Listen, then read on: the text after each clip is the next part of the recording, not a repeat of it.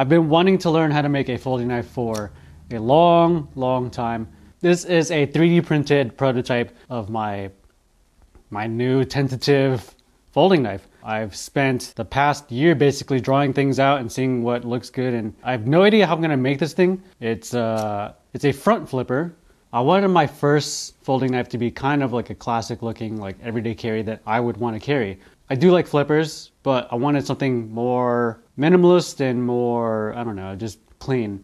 So I wanted a front flipper because no things sticking out. It's a very minimal tab. Designing these has been really interesting. I've learned a lot. So like some of the design constraints that I have to work with that I'm learning now is like the lock bar position and like the flipper tab relative to that. Like where is it supposed to go? Where is everything supposed to fit in the whole assembly so that you get good leverage, but also you get good strength with the lock bar and good lock engagement and, you know, like all the different geometries. I know how to make a knife. I don't know mechanisms. And that's going to be the kind of fun, interesting thing. It's time to be a foldy boy. I'm just going to go into it and see how it goes. So this is my relatively new mini mill. Just got it set up. I'm just trying to do the most with what I have. This is going to be a learning experience for me because it's been a long time since I've machined stuff, but I'm used to full-size mills like a Bridgeport. So like this screwless quick vise is new to me. The Z-axis is going to be interesting because there's no, I mean, maybe I'm being dumb, but there's no fine adjustment for Z, which is going to be tricky. And overall, it's just a new machine for me to try out. I've center punched everything. I do have center drills. I just bought cheap stuff, so they're shit. This is going to be more of a proof of concept than anything. So these holes aren't going to be toleranced correctly. I think that's something that I'm just going to have to gradually work towards. Like I don't have all the drill bits that I need. I don't have all the reamers that I need, end mills, all that kind of stuff. It's a learning process. Trying to get it relatively close.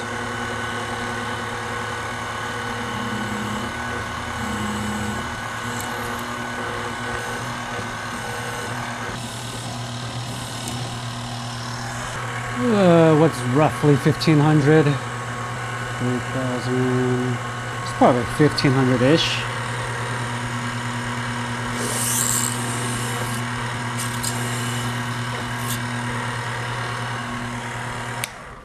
You know, another thing is I don't even have micrometers.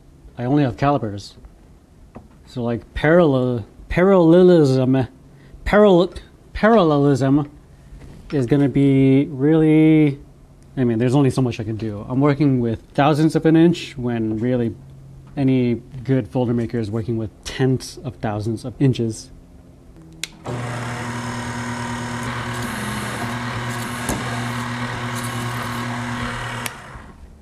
And I should stay at the same position.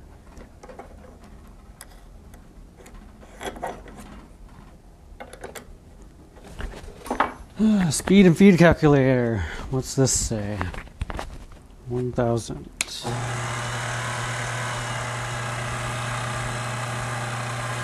That's probably like 1,000. Oh, that's dull. Oh no, they're all dull.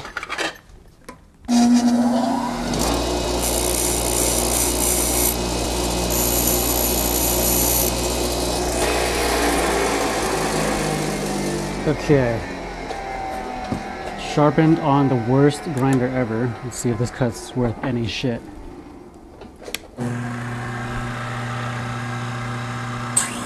Oh, wow! Oh, that's stuck.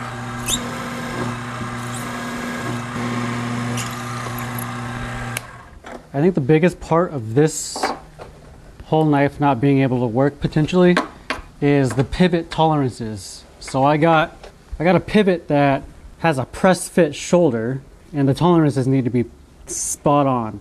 If I'm not able to get the tolerances right, then it'll just be a slip fit. There's one thing that I really do not like, and it is this vise. So the problem with this vise, I mean, the benefit is that it's quick. It works using these kind of like predetermined slots down here, and you can tighten within that range right there. And if you want to go all the way to a much bigger size, you don't have to unscrew it all the way out. You just unscrew it enough, go all the way out, and then you can find the next slot, and then you can tighten stuff within this range. The problem is for like this. These are my liners. I just take them together so that they stay exactly the same place each time. So if I want to tighten around this range right here, about 1 inch, I get it into this slot and I have about that much room of adjustment. If I try to tighten down on that,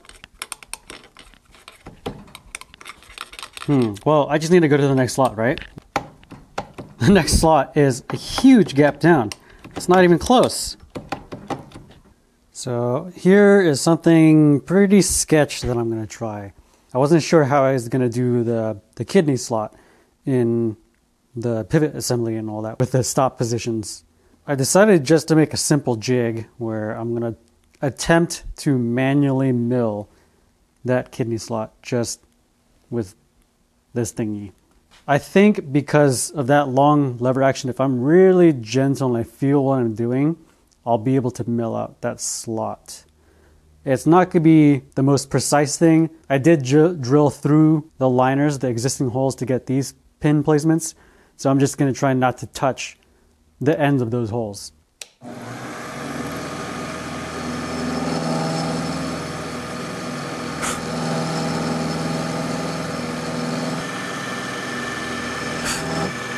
Whoop. Should probably tighten up that chuck a little. The worst that happens is this end mill just breaks.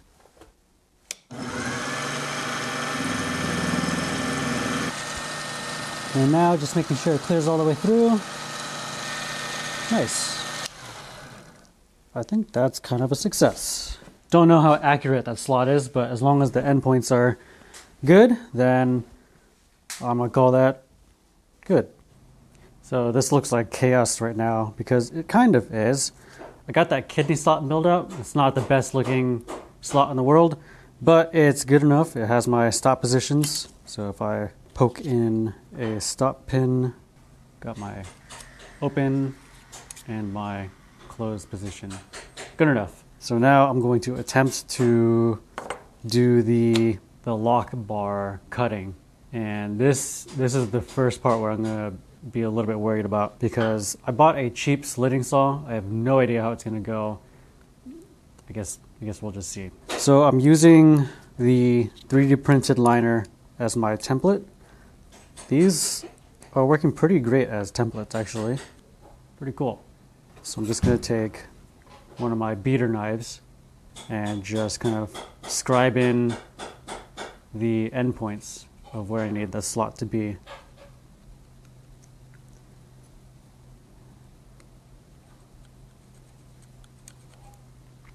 The part that I'm not quite sure how I'm going to do is basically the lock face engagement point, like the interface between there and the lock face on the blade. It has to be so precise, and I'm just not set up to do that kind of operation. So I don't know. Well, we'll see when I get there. I'm just going to cut the lock bar faces on the blade and on the liner a little bit shy of where it needs to be, and then somehow creep up to it. There are so many little nuances to how these are supposed to fit up. Like I said, proof of concept. I'm making this knife so that I learn what I don't know. Okay. I guess we'll just...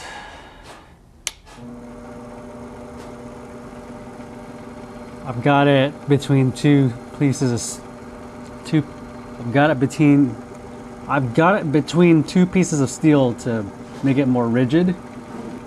Let's just see what happens when it makes contact. Maybe I should have it instead of perpendicular. I should in the diagonal. That feels slightly better to me.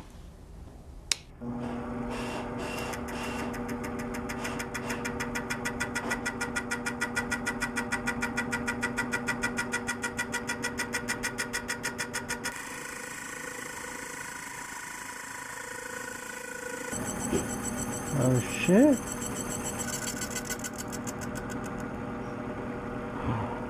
Oh. Oh yeah, I was supposed to use cutting fluid on that, huh? Oops. Okay, now the sideways one. Is this the right feet and speed? I have no idea. I hope I lined that up properly. You know, I eyeballed all of this and I don't know if it lines up with the holes. It's operations like this that make you realize you're doing something or many things wrong. It kind of lines up. Oh!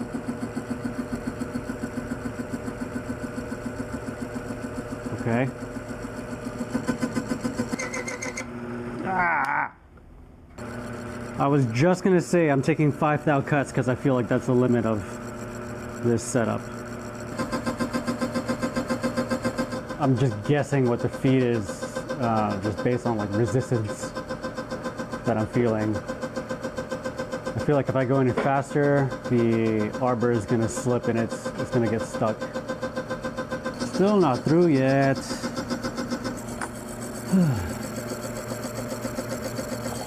You know how they say like time is money? I think if I had just spent $20 more, $40 more, I would have been able to chuck this up tighter, get a better arbor and saw, and be able to cut this thing in like 1/10 of the time. But I'm having to baby this saw and cut like 1/1000th of an inch at a time, basically.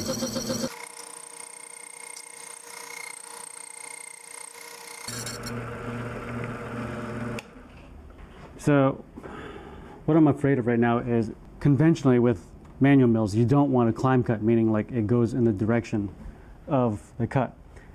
It'll have a tendency to basically like grab it and go out of control.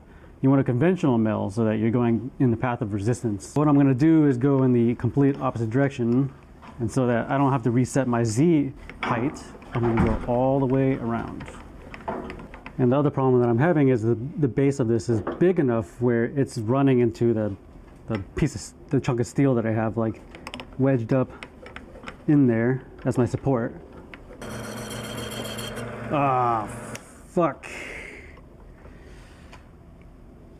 No wonder I was having trouble. My support is higher than the slot. Herp de derp.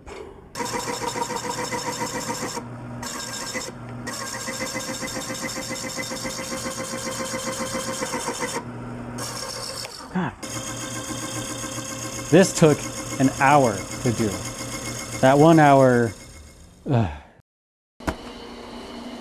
Okay, it's time to quench the blade. It's a tiny blade, and I didn't want to really grab it with tongs because it would just soak up all of the heat. So I'm just gonna attempt to use this little hook thing, my fancy little tool. Hope to shit that I don't drop it. Good luck to me. Found the hole. Got it. Going in. 2, 3, 4, 5. And then into the plates. Okay. Next will be to temper it, somehow get it as flat and as straight as I possibly can. The two things that I'm worried about now are flatness and actually the thickness, because I need the back spacer to be exactly the same thickness as the blade and the two washers. And then the lock face.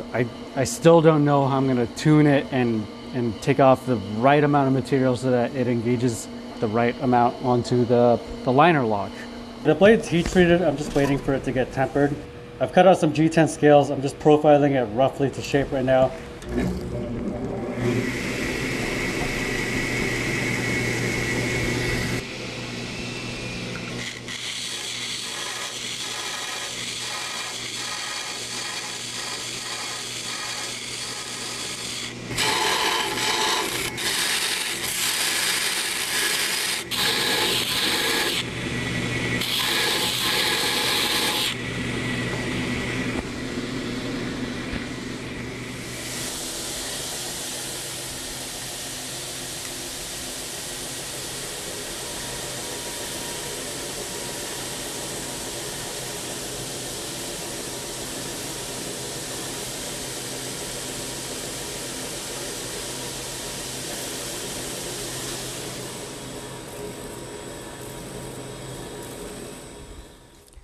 I'm at the point where I'm getting ready to get everything to dimension.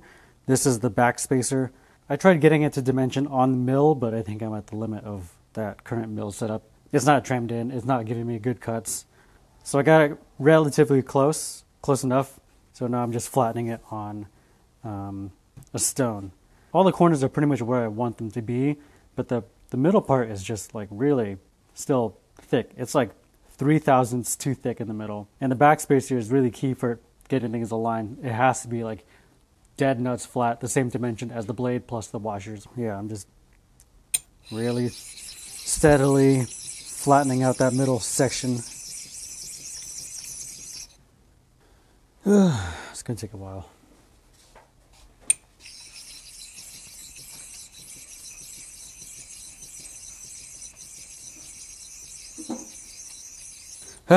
I'm doing the back spacer. I got it close and then I was like, well, I'm just going to cut out most of it so that there's less surface area. And then when I did that, it warped because there's internal tension and stresses and stuff. And it gave me weird readings. So now I'm going back and I had to straighten it and flatten it even more. Who would have thought that this would be a royal pain in the ass?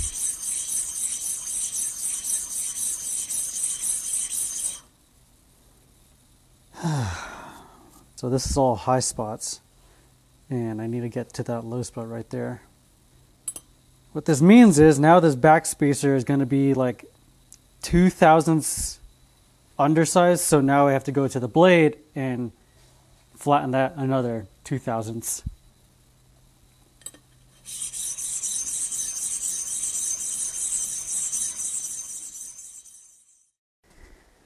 Alright, I think it's time to bend the lock bar. It's got to go this way.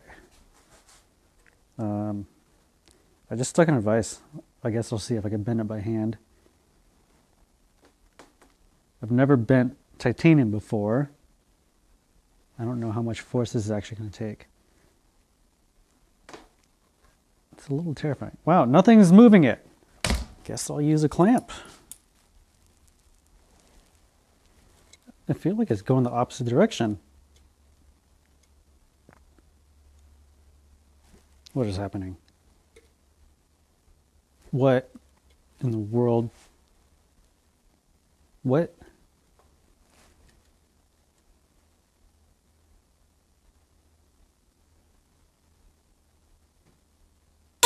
Oh my fucking God. Scared the living fuck out of me. Ow, hurt my shoulder too. Okay, I need a different clamp. Clamp it much harder. I feel like that did something. I can't tell. God.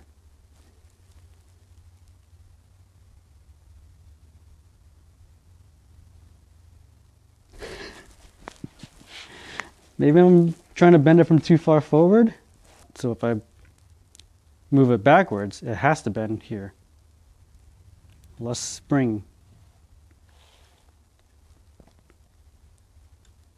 I think that's working. Oh, yeah. Okay. Maybe one more for good measure. Famous last words.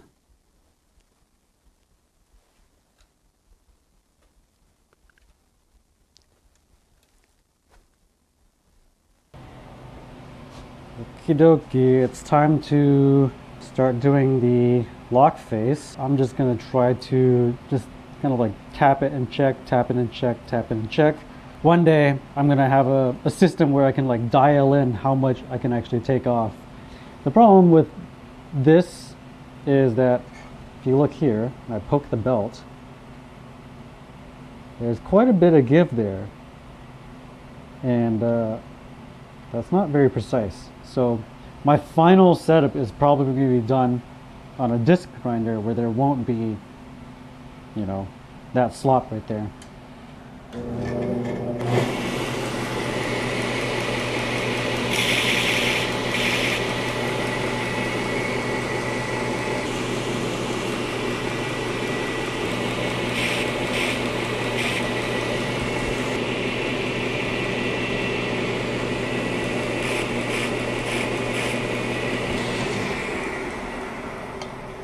So it's getting pretty close now. And yeah, this angle is kind of messing with me, so I don't want to go too far with this. I'm going to switch to the belt now. There's a little bit of give there, but it's a lot better.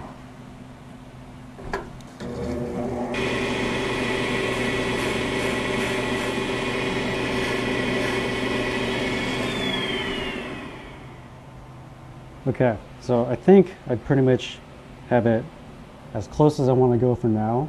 It's pretty damn close. I think I need to clamp this all the way and get the right tension to be able to dial it in completely, but it barely wants to engage, so I think that's close enough for now. And the rest of this is just finagling and kind of dialing it until it just like engages the right amount. Super close. So exciting.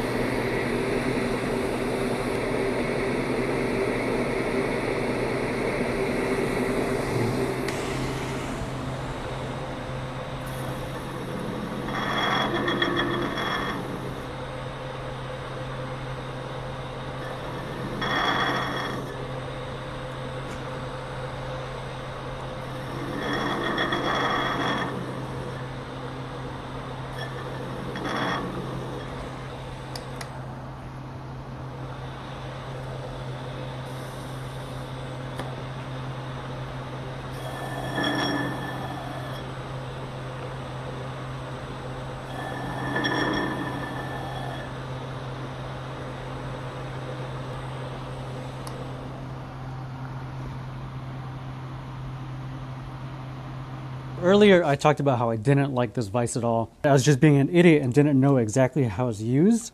So earlier, I was just trying to like tighten it, find a slot, and then work within that slot. The way these work is internally, there's a bunch of slots in an order. So basically, you find one of those slots, and then you can tighten, and it pivots and just brings it closer and closer. But you have to do a lot of fishing to be able to keep it in that slot and then have much longer engagement, greater range for tightening and loosening.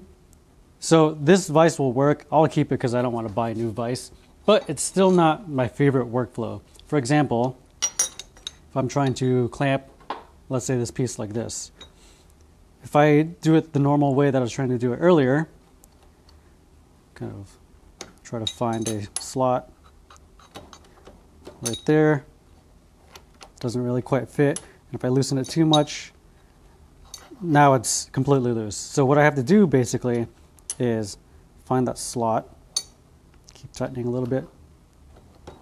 There it is. Now, try to one hand keep this pull and keep tension on here, loosen with the other hand, because if I just drop it, the T-slot, it falls out of that slot. It's just kind of, it's really finagly and tough. Okay, it's time to set the detent ball in there. This will be what gives the knife the nice click when you close it. These things are tiny, so I'm trying not to lose them. I want the detent ball to stick out about 20 thousandths of an inch. And this washer is 20 thousandths of an inch. So I am going to very carefully,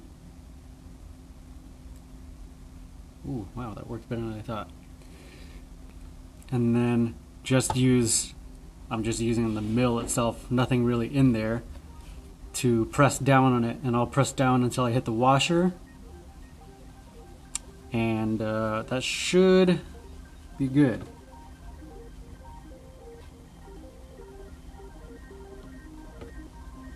Just squish.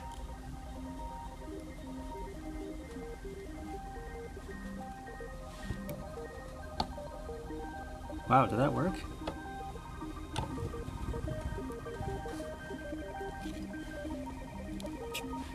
Oh my god, that's in there. Holy shit, that's like one of the first things that actually worked okay. I got a detent ball in there now. This is the first time that this thing has been assembled. I was pretty frustrated with it a couple days ago. I was working really late on it, trying to get it as close to done as possible.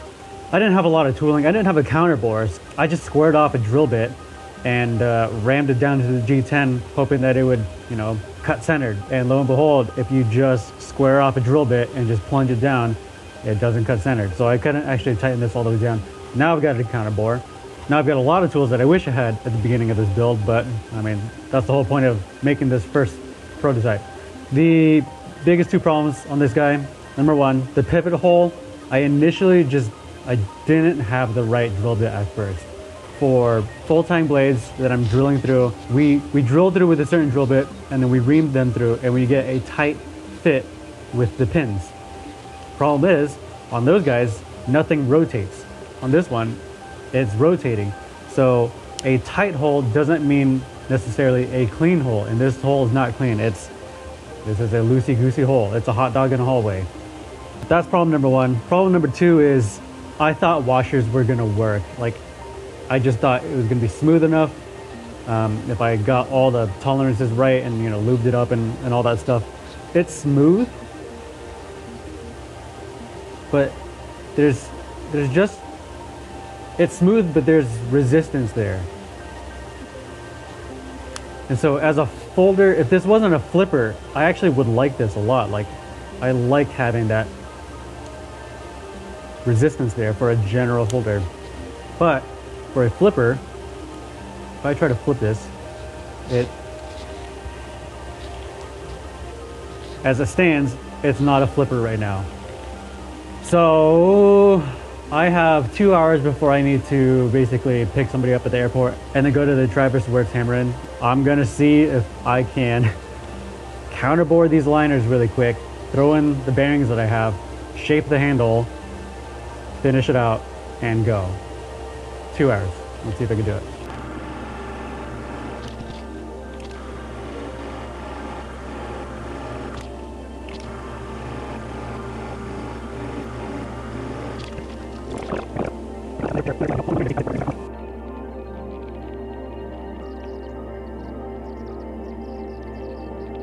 Okay, so finished the folder. I brought it to the hammer-in. Got a lot of good feedback there, and I've been thinking about the design a lot. Biggest things so far, I mean, the technicalities need to be improved for sure. I need to trim my mill, need to dial in my tolerances. I feel like that is stuff that I've got a handle on. I know the direction forward. I'm already rethinking the design because as a front flipper, like, it works okay, but from a user experience, this front angle right here just gets in the way too much. Looks cool. I'll probably use this design and turn it into a normal back flipper, and then I'll just revisit a front flipper idea like down the road. Probably something just completely different. The blade to handle ratio is not ideal. I know a lot of people would like the handle to hug all of the blade internally much better. Like, there's just a lot of extra material back here that's not being used for anything. The other thing is I just need to be able to get them more repeatable, right? This first one I was just kind of shooting from the hip and going and just eyeballing everything. I definitely will need a surface grinder at some point so that I can get all of the thicknesses and parallelism and, you know, everything like dead nuts flat. Because with bearings, this is okay. Bearings have a lot more forgiveness. But when I had washers in here, it was binding like crazy, just because as you were going through the rotation of this blade, it was just jamming on it and twisting the frame and stuff like that. Not ideal. And then Of course, it's not fully centered. My process, I was like 30% happy with it, but I was learning, so that's fine. The finished product, I'm like 85% happy with it. I love this thing. I'm gonna use it and carry it forever. But I agree, it's not the best optimized design there, and just all the little tiny details, but I love it. I've always wanted a nice folder. I've always wanted to make a good folder. Can't wait to make the next ones, honestly. I hope this video was enjoyable to you. I hope you learned kind of things that you can and should not do. We'll see my progress in a year or two.